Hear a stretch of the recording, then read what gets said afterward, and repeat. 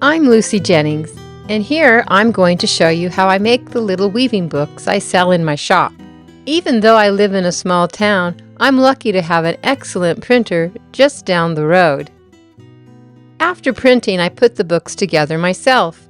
I was a teacher for a long time and made a lot of books for the kids, so it seemed a natural thing to bind up my own little weaving book. Here the pages are stacked in order, ready for punching the holes.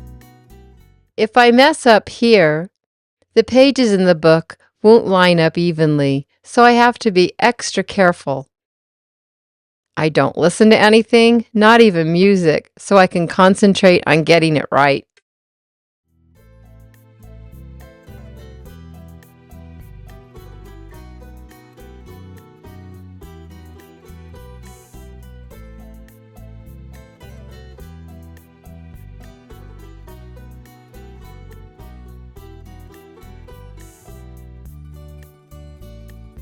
After punching the holes, I lay the books down, ready for the spiral to be inserted.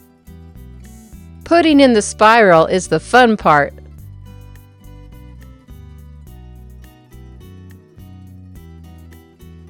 When it's finished, it goes into a red velvet bag.